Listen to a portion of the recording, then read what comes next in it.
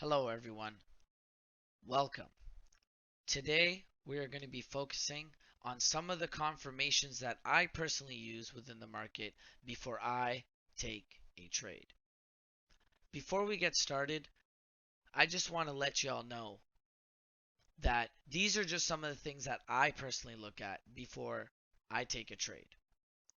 This does not mean that you have to use each and every single one of these or even have to use any of them. It's understanding that every single individual trader that participates in the market has their own methodologies that they follow and that they like.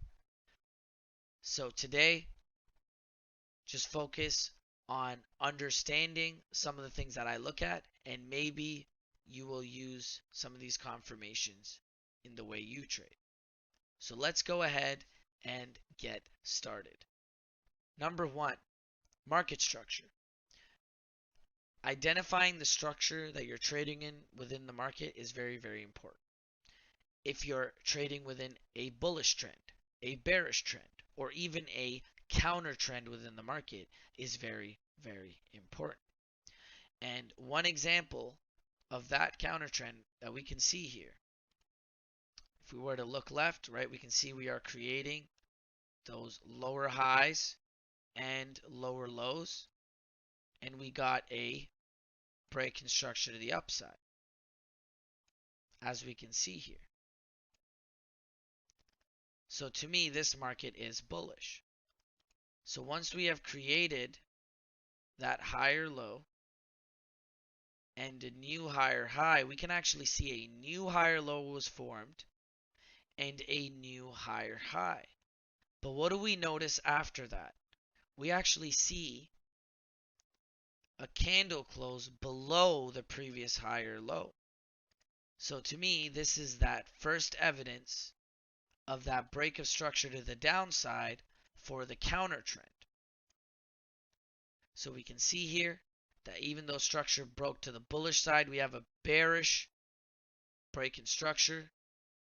So to me now, I'm looking for sells to get into buys into the future. So let's focus in and hone in on this area. After identifying the market structure, some of the other things I identify is liquidity. And we can actually see here, if we look left, right, looking back at this institutional candle, which we can see is our third confirmation, is the one that took out this liquidity to the left prior to it breaking structure. To me, this is part of the story for this particular shift within the market. Now we can also start to identify some more liquidity getting created beside the break of structure. So let's go ahead and mark these up.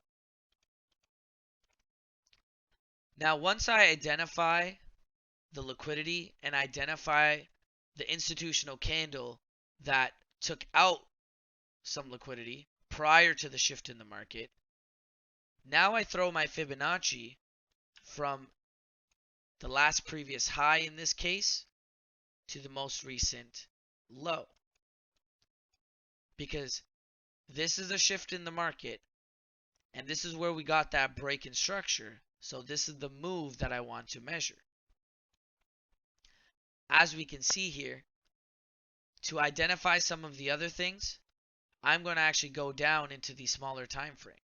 Because sometimes you don't just take analysis on one time frame. I personally like taking my analysis on multiple time frames to narrow down my entry so I can get a tighter stop for a better reward.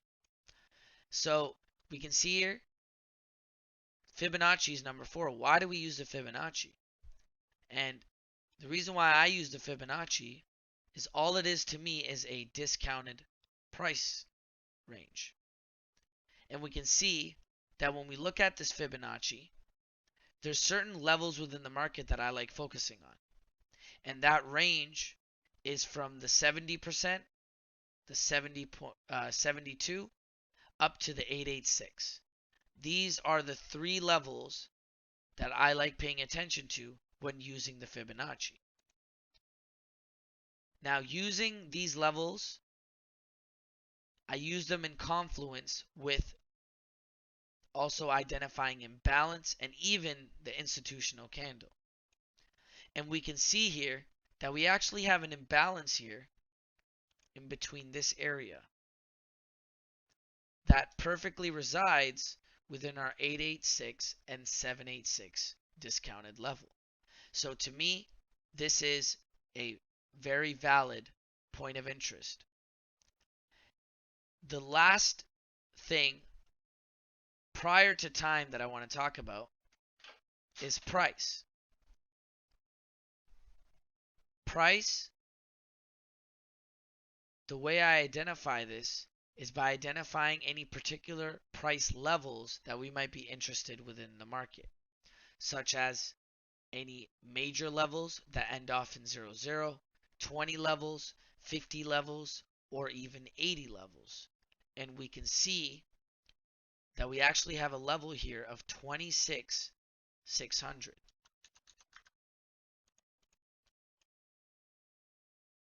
So for me, the last thing that I'm really looking at prior to taking this trade is the time of day. And for me, the time of day that I like trading is within the London and New York period. That would be 3 a.m. Eastern up until 5 p.m. Eastern.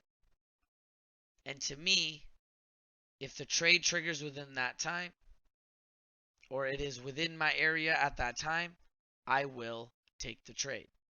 In this particular scenario, I went ahead and set a limit, setting it at 26,600, putting my stop loss above the last previous high, and looking to target the last previous low to then create that new lower low.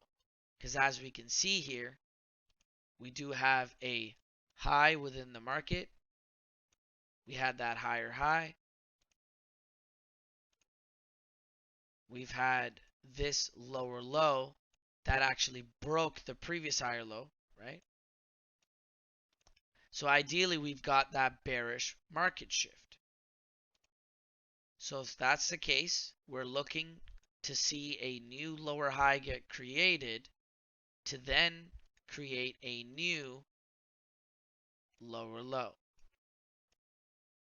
And for me, the target price level that I would be looking at would be 25,800. So let's go ahead and see how this plays out with all of these different confirmations that we have here. And beautifully, price came into our area, hit our particular price level we were looking at, and then continued to trade lower. And as we can see, we did create a new lower low. Once again, these confirmations that we are looking at here, I personally use them on every single time frame. You can use it on a 1 hour, 4 hour setup. You can use it on a 15-minute setup. You can even use it on a 5-minute setup. It's just understanding that everything in this market is fractal. So I'm going to go ahead and leave you off with that. Make sure each and every single one of you go ahead and back test this as well. Have a nice day.